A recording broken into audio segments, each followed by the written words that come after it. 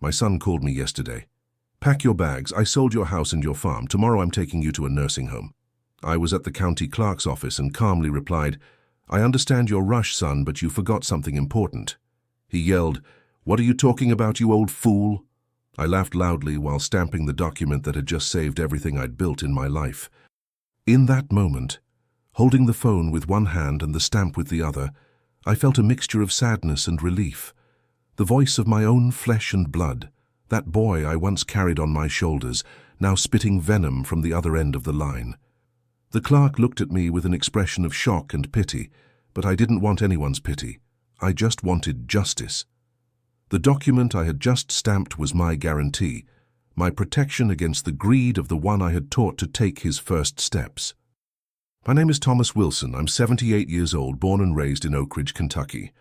I worked my whole life as a land surveyor for the state government, knowing every inch of ground in this region. Today I live on the same farm I bought more than 40 years ago, where I planted every tree that gives shade in the yard, and where I raised my only son after my Martha, God rest her soul, passed away 12 years ago. A widower with arthritis in my joints, but with a sharper mind than many young folks out there. It wasn't easy getting here.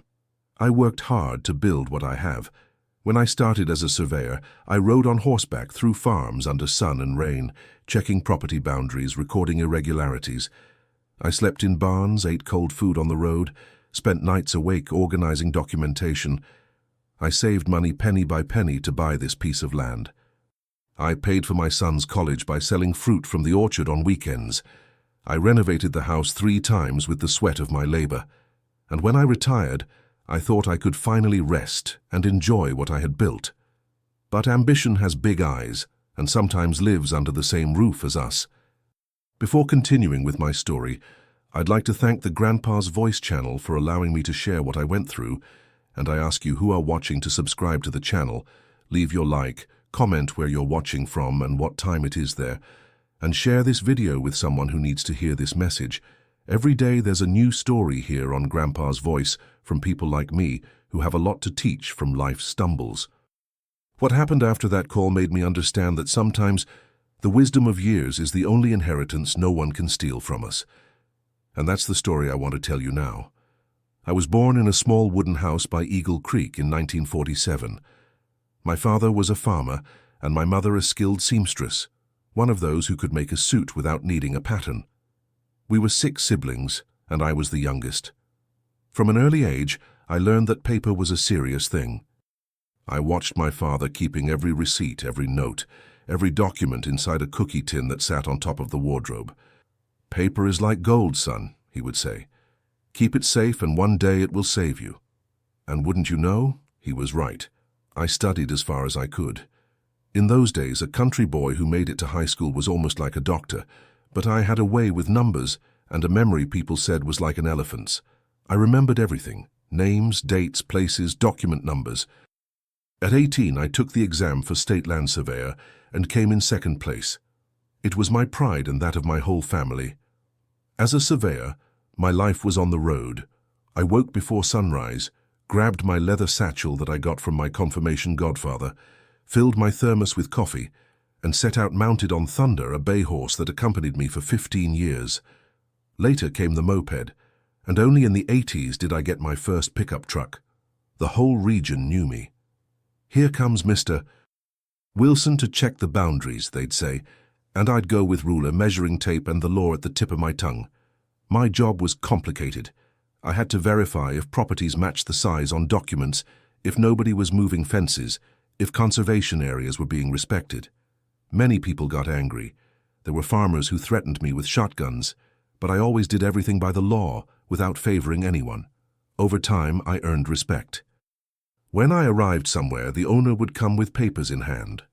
Mr. Wilson, everything's in order, you can check. And I checked anyway because a good surveyor doesn't just trust words. I met my Martha at a 4th of July dance in 1970. She was a teacher at the rural school, had come from Millbrook to teach in Oak Ridge. A beautiful woman, fair-skinned with long black hair, who always wore a lavender perfume you could smell from afar. We dated for a year, married in the Methodist church, and went to live in a rental near the town square.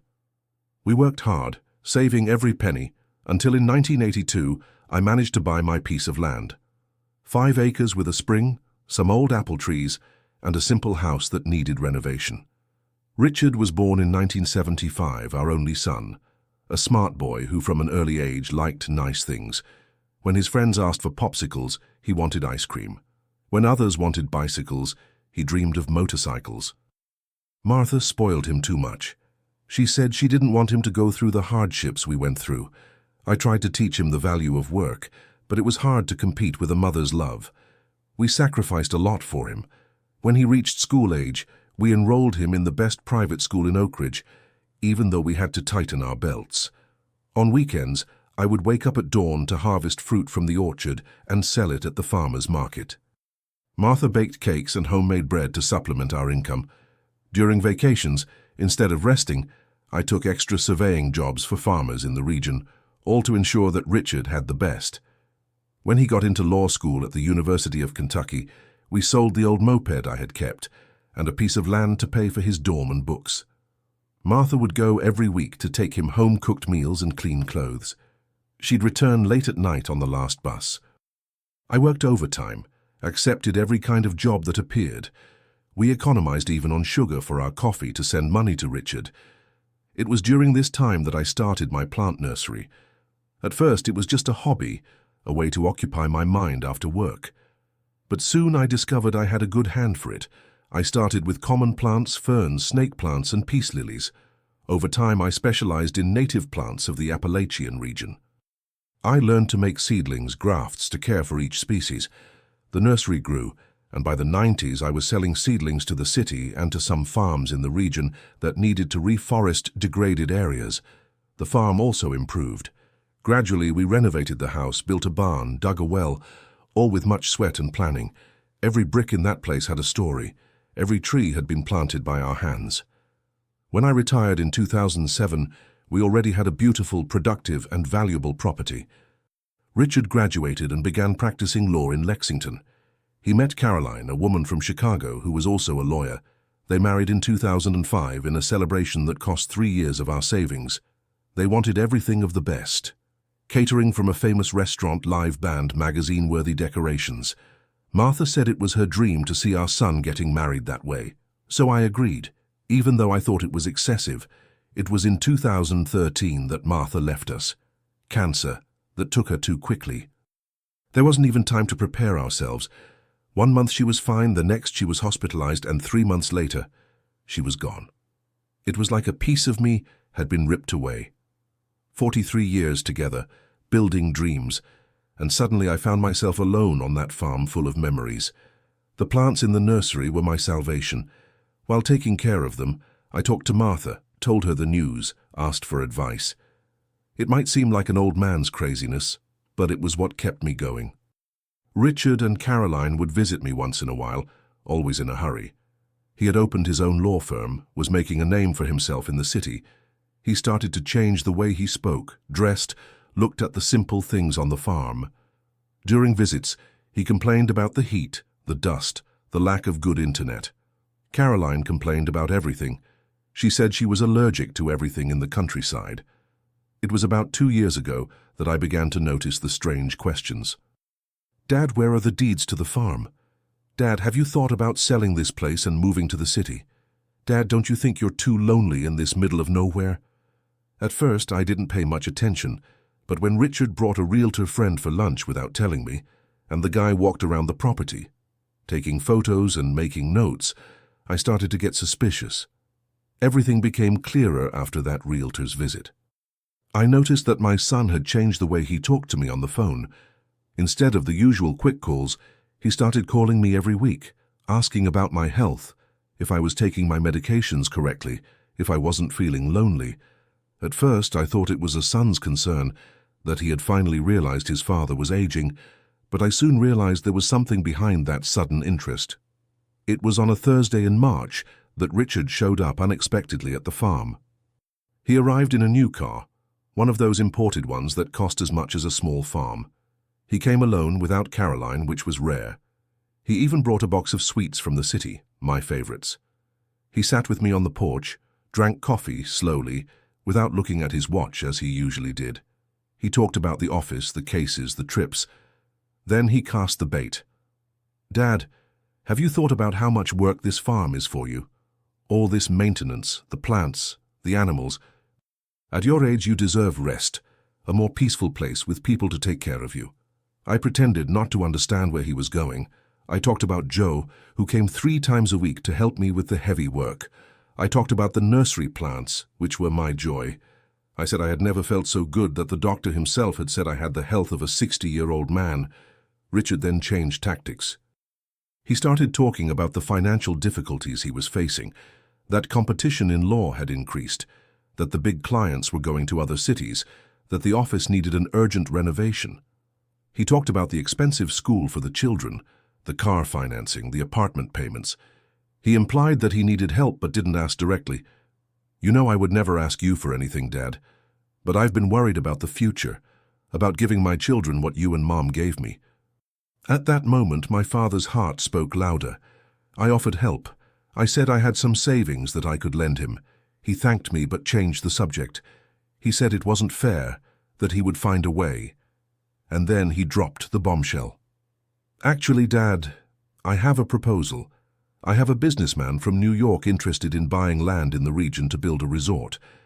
He would pay a very good price for the farm, well above market value.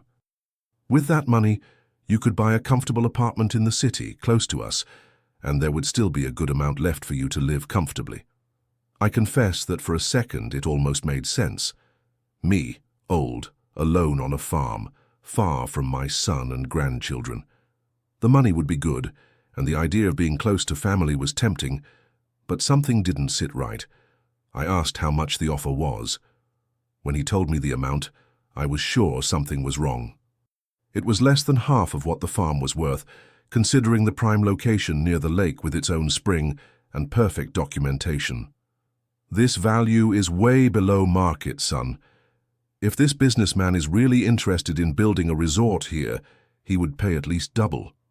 It was then that I saw a shadow pass over his face, a nervousness he tried to disguise by taking a sip of coffee. Richard quickly changed the subject, said he would think of other options, that he only wanted what was best for me, but I had already seen enough. The next day, I called Billy, the son of my old friend Jack, who works at the county clerk's office. I asked him to check if anything had been registered in my name recently. He called me back 2 hours later, concerned. "Mr. Wilson, there's a power of attorney here, giving your son full powers to negotiate the farm. It has your signature notarized in Lexington." I felt like I had been punched in the stomach. A power of attorney with my signature. I had never signed such a thing. Billy sent me a copy by email, which I asked Joe to print at the corner store. When I saw the document, I recognized the signature. It was similar to mine, but had different details. Someone had forged it, and that someone could only be my own son. "Mr. Wilson, there's one more thing," Billy continued on the phone. "There's a purchase and sale agreement in progress. The buying company has already deposited a 30% down payment in a joint account. The remainder would be paid at the final signing scheduled for next week." At that moment, my legs wobbled. I had to sit down. My son, my only son, had forged my signature and was selling the farm behind my back, the place where his mother had lived, where he grew up, where all our memories were, and for a value well below market, which made me suspect there was some kind of under-the-table deal. It was on that same day that I received a call from Mary Stevens, an old colleague from the office who had retired and opened an accounting firm. She called me agitated. "Thomas, excuse me for butting in, but I thought you should know. Your son was here with his wife, asking about how to transfer large sums abroad without attracting the IRS's attention. He said it was an inheritance you had left them. I thought it was strange, because as far as I know, you're very much alive." The pieces started to fit together. They weren't just selling the farm. They were planning to disappear with the money and probably dump me in some cheap nursing home, since Richard had mentioned a place with people to take care of me. I spent the night sleepless, thinking about what to do. Part of me wanted to confront Richard immediately to ask how he had the courage to do that to his own father.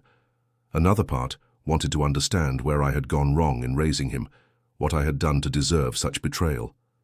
But a third part, the most rational one, knew that I needed to act with intelligence, not emotion. The next morning, I called Mr. Atkins, a retired lawyer who had been my neighbor for many years before moving to the city. I told him everything, showed him the documents.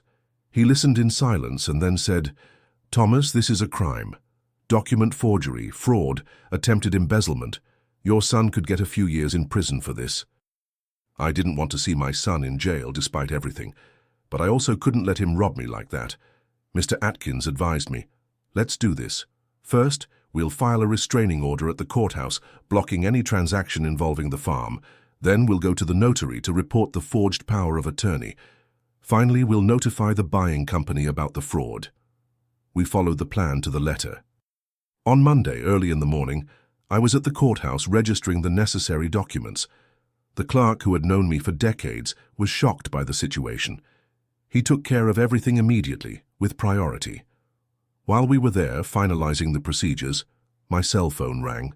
It was Richard. "Dad, everything okay? I called yesterday and you didn't answer." I tried to keep my voice steady, as if nothing was happening. "I was taking care of the plants in the nursery. Must have been out of battery. I'm here in town taking care of some things."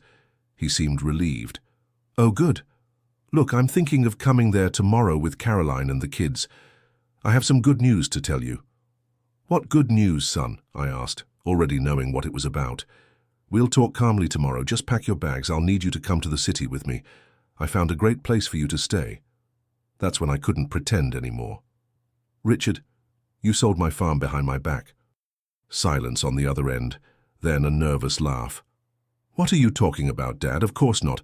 Where did you get that idea?" "I'm at the courthouse right now, Richard. I saw the fake power of attorney. I saw the purchase and sale contract. I know everything."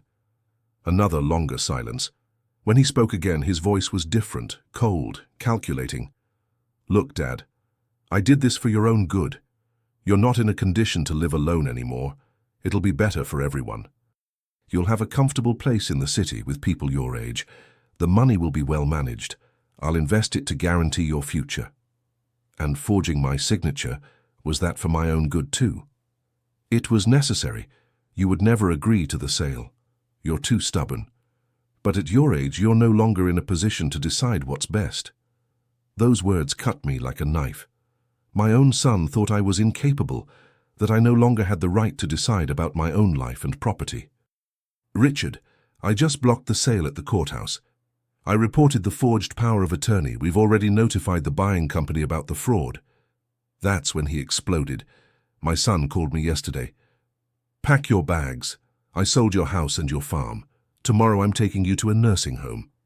I was at the county clerk's office and calmly replied, "I understand your rush, son, but you forgot something important." He yelled, "What are you talking about, you old fool?" I laughed loudly while stamping the document that had just saved everything I'd built in my life. His words were so aggressive that the clerk on the other side of the room looked up, startled. Richard continued shouting, threatening, saying that I would regret it, that I was throwing away the only chance to have a decent end of life, that I would end up dying alone in that middle of nowhere. I just listened with a broken heart, but with the certainty that I was doing the right thing. When he finally hung up, I was shaking, not from fear, but from sadness. How could a son whom I had loved so much, whom I had sacrificed so much to raise, treat me that way? What had happened to that boy I taught to walk, to talk, to be honest? That night, I returned to the farm with a mixture of relief and pain. Relief for having prevented the fraudulent sale, pain for my son's betrayal. I sat on the porch, looking at the orchard I had planted with my own hands, at the nursery I had built brick by brick, and made a decision. This couldn't be left like that. I needed to do more than just prevent the fraud. I needed to ensure that my heritage, the fruit of a lifetime of honest work, wouldn't be squandered at the first opportunity. But what I didn't know was that the worst was yet to come. Part 4. The Turn and Justice. Richard's reaction to my discovery was even more radical than I had imagined. The day after our conversation, he showed up at the farm accompanied by two men I had never seen before. One introduced himself as a psychiatrist, the other as a social worker. Richard was holding a folder full of papers. Dad, these gentlemen have come to evaluate your mental condition. I'm filing for guardianship. You clearly no longer have the capacity to manage your assets. I was paralyzed for a few seconds. Guardianship. That was the final blow to declare me legally incapable and then take complete control of my assets. The audacity was so great I almost laughed, but I kept calm. Very well, Doctor. I'm available for any evaluation, but first I'd like you to see something. I went to my bedroom and came back with a folder. Inside it, my trump card. A complete medical report conducted 2 weeks earlier at the University Medical Center in Louisville, with evaluations from neurology, geriatrics, and psychiatry, attesting to my full mental capacity and autonomy. The report had been Mr. Atkins' idea, who predicted that something like this might happen. This report was notarized last week. I also have here a statement from the county sheriff, confirming the report of document forgery I filed against my son. The doctor Richard brought examined the documents carefully. His face completely changed. He turned to Richard. Mr. Wilson, you didn't mention that your father had recently undergone an evaluation. This report is quite comprehensive and was signed by renowned specialists. My son's face turned red with anger. He started yelling that I had set everything up, that I had deceived the doctors, that I was senile and paranoid. He even tried to snatch the documents from the doctor's hand. It was at that moment that my second trump card appeared. Joe, who had worked at the farm with me for years, entered the room accompanied by Mrs. Davis, my neighbor. Behind them was Sergeant Davis from the county sheriff's department, who was Mrs. Davis's son and had come to visit his mother that weekend. Mr. Wilson, we heard shouting from outside. Is everything okay? Asked Joe, looking suspiciously at the men Richard had brought. Sergeant Davis, in uniform even though he was off duty, approached. Any problem here? I received a report of possible coercion against an elderly person. The report had been made by Mrs. Davis, who, alerted by me the day before, had instructed her son to keep an eye on the movement at the farm. Richard tried to explain himself, said it was just a visit, that he was concerned about his father's health, but the damage was already done. The doctor and the social worker realized they had been used in an attempted scam. They apologized and withdrew quickly, visibly embarrassed. When we were alone, Richard collapsed into a chair, defeated. Why are you doing this to me, Dad? Why don't you make things easier? Make what easier, Richard? Let you rob me? Declare me incapable? Hand over the fruit of a lifetime of honest work for you to blow on luxury cars and trips? You've always been like this, clinging to material things. This farm, these plants, are they worth more than your own son? It's not about the material value, son. It's about moral value, respect, honesty. Things I tried to teach you all your life. He stood up furiously. You'll regret this. This won't stay like this. He left, slamming the door with such force that a picture fell from the wall. It was an old photo of the three of us, me, Martha, and Richard, when he was about 10 years old.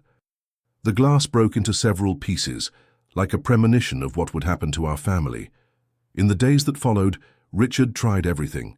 He hired another lawyer to contest the blocking of the sale. He spread around town that I had Alzheimer's, that there were days I couldn't even remember my own name.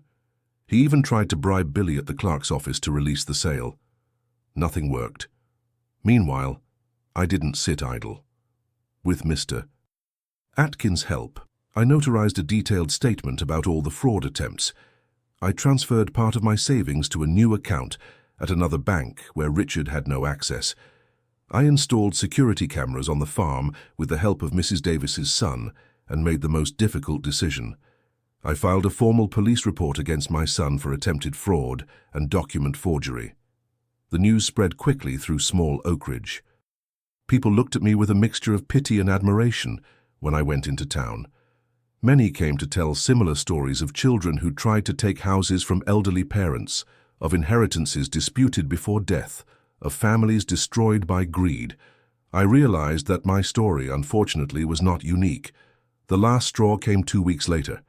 I received a call from Richard's secretary, a woman named Denise, who had always been kind to me on the few occasions I had been to his office. Mr. Wilson, excuse me for butting in, but I think you need to know. Dr. Wilson is in serious trouble. He took money from clients for investments he never made. He used the down payment from the sale of your farm to cover part of the shortfall, but there's still a lot missing. There are people threatening to sue and even more serious threats. He's desperate. That explained a lot.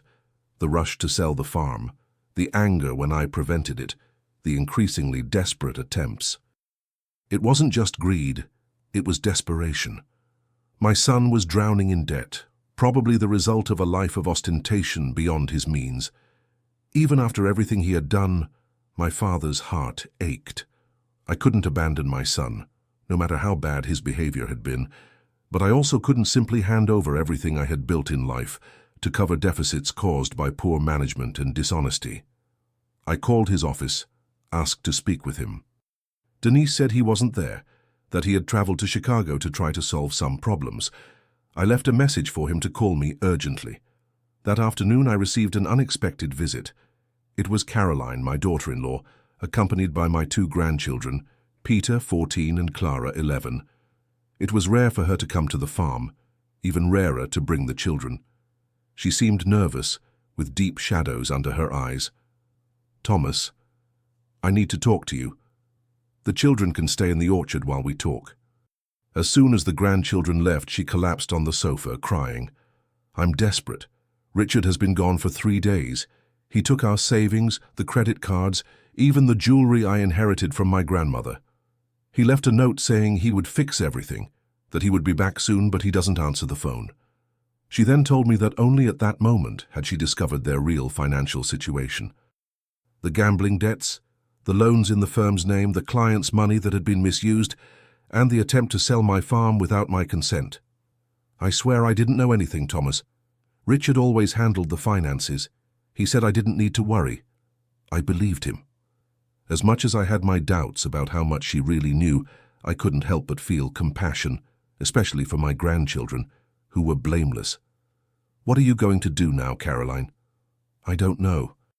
The house is mortgaged. The bank has already notified that they're going to foreclose. The car was repossessed yesterday by the creditor. I'm afraid they'll come after the furniture, the children's things, and there are dangerous people looking for him. People who lent money outside the banking system, if you know what I mean." She didn't need to explain further. Loan sharks. The situation was even worse than I had imagined. It was then that I had an idea, a solution that didn't fix everything, but would at least provide security for my grandchildren while the storm passed. "Caroline, there's a house at the back of the property. It used to be where the caretaker lived before Joe moved to town. It's been empty for years, but it's clean and has the basics. You can stay there until things calm down." She looked at me in surprise. "After everything Richard did to you, you still want to help?" "I'm not doing this for Richard. I'm doing it for my grandchildren who aren't to blame for their father's choices, and for you who, it seems, were also deceived." That same afternoon, I helped Caroline and the children settle into the back house. It was simple, but had the necessities. 2 bedrooms, kitchen, bathroom, a small porch. Joe brought a new stove from town. I bought mattresses and bedding. In a few hours, we transformed the place into a temporary home. Peter and Clara, my grandchildren, were frightened by all the sudden change, but at the same time enchanted with the farm. They rarely came to visit me, and never stayed more than a few hours. Now they would have time to get to know everything: the orchard, the nursery, the creek that runs through the back of the property. That night, sitting on the porch of the main house, Caroline told me more details about the situation. Richard had started gambling a few years ago, first occasionally, then with increasing frequency. He lost a lot of money, took out loans to cover the losses, then used clients' money to cover the loans. It was a vicious circle that only kept growing. He changed, Thomas. I don't know when it happened, but he's no longer the same man I married. Sometimes I look at him and don't recognize him. I couldn't help but think of Martha and how devastated she would have been to see what our son had become. 2 weeks passed without news from Richard. Caroline filed a missing persons report, but the police had no leads. Creditors started showing up first at the office, then at their house in town. Some came to the farm, but Sergeant Davis, who had become an important ally, ensured that no one crossed the property lines. It was on a Thursday that the phone rang. It was Richard, finally. "Dad, I need your help. I'm in trouble." His voice was different, not arrogant like the last time we spoke, but broken, defeated. "Where are you, son?" "In a motel in Indianapolis. I tried to run away, but the money ran out, and there are people looking for me, dangerous people. Your wife and your children are here at the farm. They're worried." "I know. Caroline told me. Thank you for taking care of them, Dad." I messed everything up, didn't I? For the first time in a long time, I heard sincerity in his voice. It was no longer the arrogant lawyer trying to manipulate me, but a broken man acknowledging his mistakes. "What do you want me to do, Richard?" "I want to come back, fix what can be fixed, accept the consequences of what I did." I thought for a moment. Despite everything, he was still my son. "Come home, son. We'll solve this together." 2 days later, Richard arrived at the farm. He was haggard, thin, with an unshaven beard. When he saw his children running toward him, he started crying. He hugged Caroline for a long time, asking for forgiveness between sobs. That night, on the porch of the main house, he confessed everything. The gambling debts, the embezzlement of money, the desperate attempt to sell my farm to cover the deficits, and he asked forgiveness from me, from Caroline, from his children who were already asleep. "I lost my way, Dad. I let myself be carried away by greed, by pride. I wanted to have more than I could, to show others that I was successful, and when I started losing, I didn't know how to stop." I looked at my son and saw humility in his eyes for the first time in many years. Arrogance had given way to sincere repentance. "What do you intend to do now, Richard?" "I'm going to turn myself into the police tomorrow. There are several crimes I committed: forgery, embezzlement, fraud. I'm going to confess everything and accept the consequences. I don't want to run anymore. And after that? I don't know if there is an after, Dad. I'll probably lose my law license. I'll have to start over from scratch if I get the chance." That night, I made a decision. I couldn't pay for what my son had done, nor should I. He needed to face the consequences of his actions, but I could offer a chance to start over when it was all over. "Richard, tomorrow we'll go together to the sheriff's office. You're going to turn yourself in, as you said. I'll be by your side, not as a lawyer, but as a father. I'll help Caroline and the children while you're away, and when you get out, you'll have a place to start over." "What place, Dad?" "Here on the farm there's enough land to divide. You can build your house on the other side of the creek. Start your life over away from the city and temptations. Work the land as I did all my life." He looked at me in surprise. "After everything I did, you still want to give me part of the farm?" "I'm not giving, son. I'm offering a chance for you to regain your dignity. The farm remains mine as long as I live, but you can live and work here, learn a new trade, and if you prove that you've really changed, one day this land can be yours, not through trickery or cleverness, but through merit." The next day, as agreed, I accompanied Richard to the Oak Ridge Sheriff's office. He confessed everything to the sheriff, a serious man who had known me since I was a boy. The consequences would be severe, probably a few years in prison, loss of professional license, debts to pay for a long time. But for the first time, I saw my son facing his mistakes head-on, without trying to manipulate or run away. As he was being taken to the holding cell, he looked at me one last time. "Dad, do you forgive me?" "I've already forgiven you, son. Now it's time to rebuild." The news spread quickly through town. The son of Mr. Wilson, the lawyer who had tried to rob his own father, was in jail. Some came to give me condolences, as if there had been a death in the family. In a way, there had been, the death of an illusion, of an image I had of my son. But there was also a birth, the possibility of a new man rising from the ashes of error. Caroline decided to stay on the farm with the children. At first, it was to be temporary, but gradually she adapted to the simple life. She got a job as a teacher at the rural school, the same one where Martha had taught decades ago. Peter and Clara enrolled in the town school, making the journey by school bus, like so many children from the rural area. Creditors still looked for Richard, but when they learned that he had turned himself in and that there were no more assets to take, most gave up. Some civil suits continued, debts that would take years to be paid, but at least the more dangerous threats ceased. As for me, I found a peace I hadn't expected. My son's betrayal had hurt me deeply, but his courage to admit his mistakes brought a form of redemption. And having my grandchildren nearby, seeing them discover the wonders of simple life in the country, was a gift I never imagined receiving at this stage of life. One day, while working in the nursery with Peter, who had developed a genuine interest in plants, he asked me, "Grandpa, how did you know that Dad would try to sell the farm? How did you manage to prepare?" I smiled, remembering the most important lesson my father had taught me. "I didn't know, my boy, but I learned early on that paper is like gold. Keep it safe, and one day it will save you. Your father forgot that, but maybe you won't forget." Dowser, 4 years have passed since that day when my son turned himself in to the police. A lot has changed since then. Life has these turns that you never imagine, like a river that seems to flow straight, but suddenly makes an unexpected curve. Richard served 2 years in a minimum security facility. It could have been more, but the judge considered the spontaneous confession and the fact that he had turned himself in voluntarily. I visited him every week, brought products from the farm, told him the news. At first he barely raised his eyes to face me. Shame, perhaps. But over time those visits became a moment of reconstruction. It was there, in those 1 hour per week conversations, that I really got to know my son. Not the spoiled boy we raised, nor the arrogant lawyer who got lost, but the man he could become. Richard used his time in prison to study. He took courses in organic agriculture, planting techniques, management of small rural properties. When he showed me the certificates, I confess my eyes filled with tears.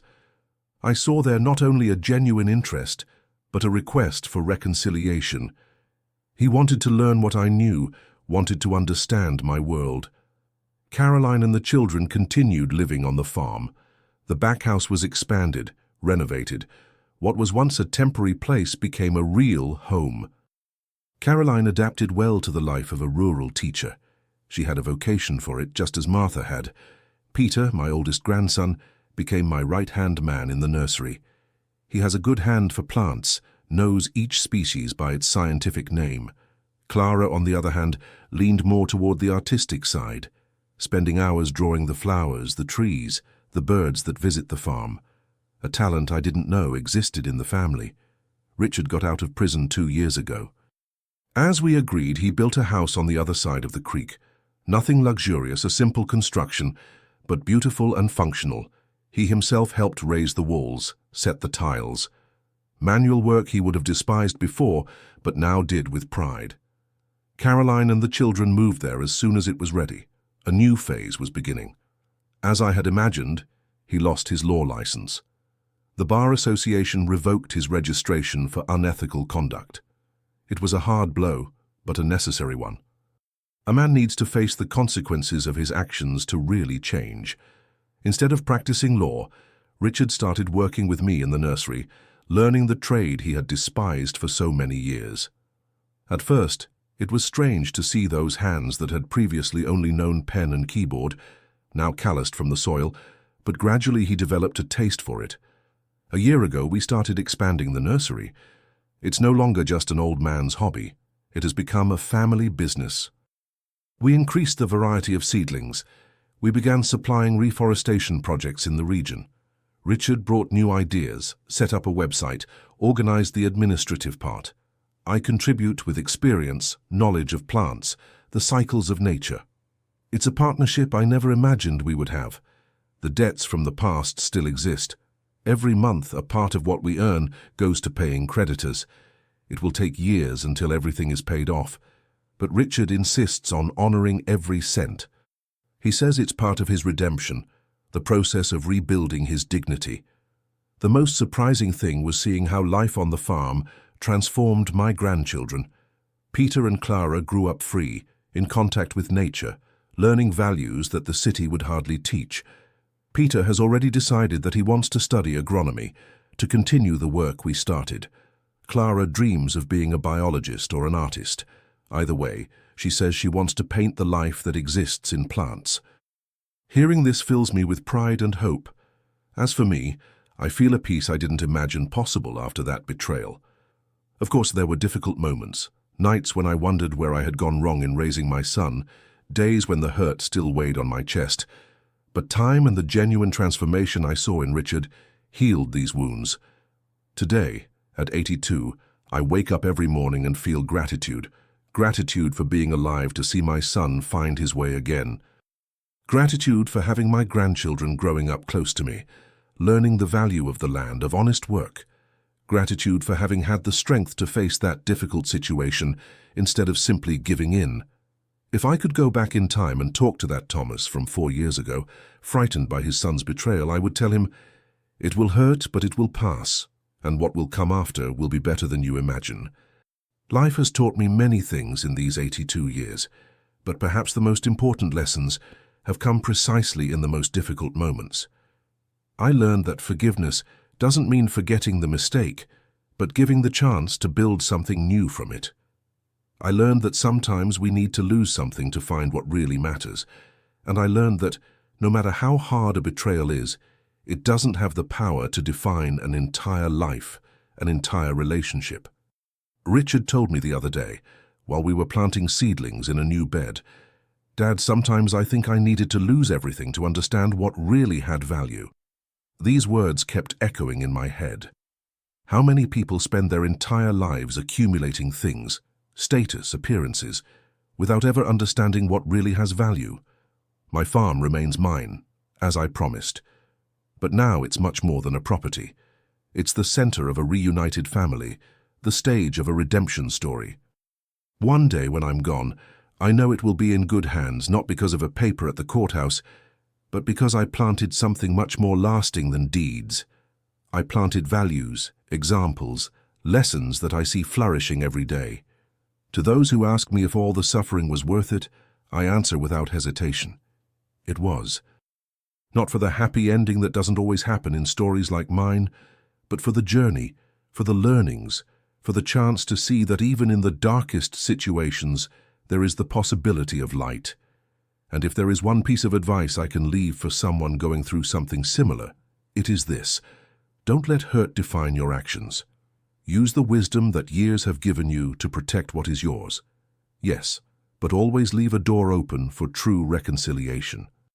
Not the one based on pretense or convenience, but the one that comes from genuine transformation. Today, when I see Richard teaching Peter how to graft, or when I hear Caroline telling stories to her students under the apple tree, or when I see Clara's drawings decorating the walls of the house, I know I made the right decision.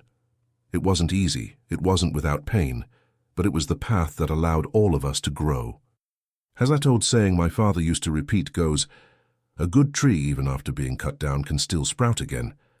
Richard was a good tree that lost its way, but his roots were strong enough to allow a new beginning. If you've made it this far, I thank you from the bottom of my heart for listening to my story. I hope it has touched you in some way. I also want to thank the Grandpa's Voice channel for giving me this opportunity to open up and share my life. If you liked it, please subscribe to the channel, leave your like. Comment down below what city you're watching from and what time it is. And if you know someone who needs to hear this story, share this video. Every day there's a new story here, and who knows, maybe the next one will be even more similar to yours. A big hug from this old man here, who learned that even in the darkest hours, there is always a dawn waiting for us.